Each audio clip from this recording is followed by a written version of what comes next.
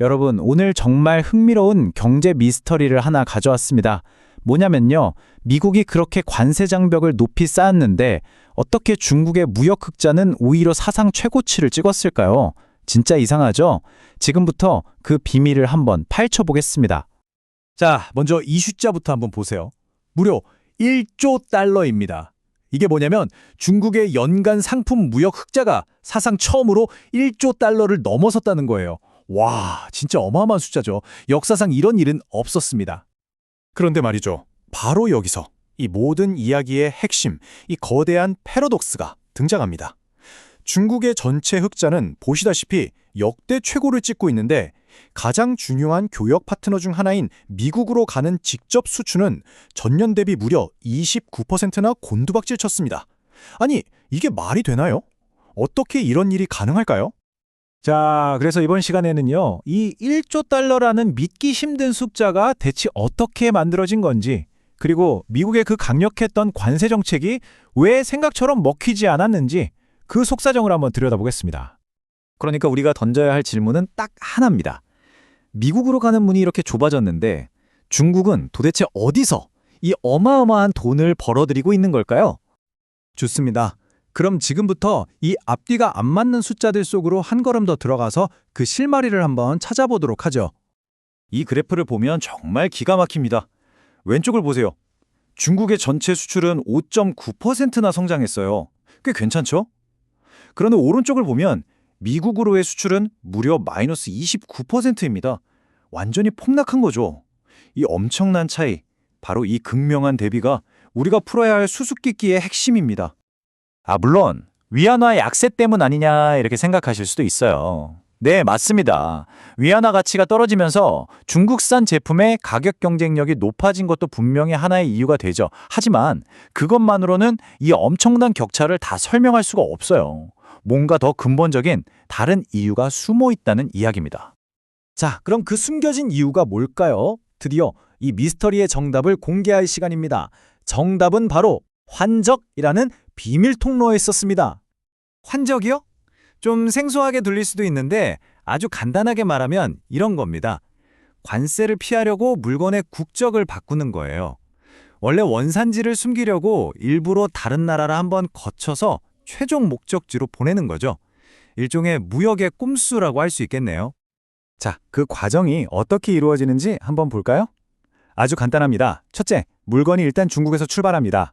둘째, 이게 곧장 미국으로 가는 게 아니라 베트남이나 멕시코 같은 제3국으로 가요. 거기서 살짝 가공을 하거나 아니면 그냥 포장만 바꿔서 경로를 트는 거죠. 그리고 마지막 세 번째 단계, 바로 거기서 메이드 인 베트남이나 메이드 인 멕시코 라벨을 딱 붙여서 미국으로 보내는 겁니다. 말씀드린 대로 상품의 국적 세탁이 완벽하게 이루어지는 거죠. 실제로 UBP의 한 수석 이코노미스트도 이렇게 분석했어요. 미국의 수요는 안정적이다. 그게 계속 아시아를 통해 흘러 들어오고 있다. 이게 무슨 말이겠어요? 미국 사람들이 중국 물건을 안 사기 시작한 게 아니라는 겁니다. 수요는 그대로인데 그 물건이 들어오는 경로만 교묘하게 바뀌었을 뿐이라는 거죠. 자, 그런데 여기서 이야기가 끝이 아닙니다. 이 환적이라는 걸 단순히 관세를 피하기 위한 임시 방편, 꼼수 정도로만 보면 안 돼요.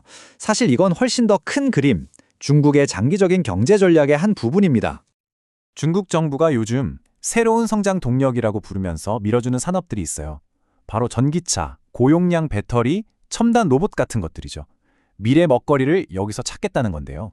근데 중요한 건 뭐냐면 이렇게 만들어진 최첨단 제품들조차도 관세를 피해야 할 때는 우리가 방금 봤던 그 환적이라는 우회로를 그대로 이용하고 있다는 사실입니다.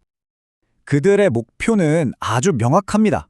2050년까지 전 세계 수출 시장에서 16.5%의 점유율을 달성하겠다. 지금 우리가 보고 있는 이 1조 달러 흑자니 환적 같은 현상들은 바로 이 거대한 목표를 향해 가는 과정에서 나타나는 그림이라고 볼 수 있는 거죠. 그렇다면 앞으로 어떻게 될까요? 이 새로운 무역 게임, 과연 순탄하게만 흘러갈까요? 여기에는 분명 새로운 리스크들이 존재합니다. 자, 어떤 위험이 있을까요? 첫째, 중국이 이렇게 나오면 다른 나라들이 가만히 있을 리가 없죠. 당연히 새로운 보호무역 조치로 맞대응할 겁니다. 특히 미국 같은 경우는 이런 꼼수를 막기 위해서 원산지 규정을 훨씬 더 빡빡하게 만들 가능성이 높아요. 그리고 또 하나의 큰 리스크는 바로 중국 내부에 있습니다. 내수, 즉 국내 소비는 계속 부진한데 이렇게 수출에만 목을 매는 경제 구조는 장기적으로 봤을 때 굉장히 불안정할 수 있거든요. 자, 그럼 오늘 내용을 한번 정리해 보겠습니다. 이 표를 보시면 한눈에 들어오죠. 현 상황은 뭐냐? 중국의 1조 달러 흑자는 환적과 첨단 기술 수출이라는 두 개의 바퀴로 굴러가고 있다. 그래서 투자 관점에서 보면 단기적으로는 중국의 전기차, 배터리, 로봇 같은 분야에 기회가 있을 수 있겠죠. 하지만 미래 전망은 좀 다릅니다. 지정학적 리스크가 점점 커지고 있고 여러 나라에서 새로운 규제를 들고 나올 가능성이 높습니다. 따라서 투자를 할 때는 이 환적의 경유지가 되는 아세안 지역의 물류 허브들을 잘 지켜보면서도 장기적으로 닥칠 수 있는 규제 리스크에는 정말 조심해야 한다는 결론이 나옵니다. 자, 오늘 이 모든 이야기를 듣고 나니 이런 질문이 남습니다. 지금 중국이 구사하고 있는 이 전략, 과연 미래에도 계속 통할 수 있는 지속 가능한 성장 모델일까요? 아니면 언젠가는 반드시 막히고 말을 일시적인 허점을 이용한 아슬아슬한 줄타기에 불과한 걸까요? 여러분은 어떻게 생각하시나요?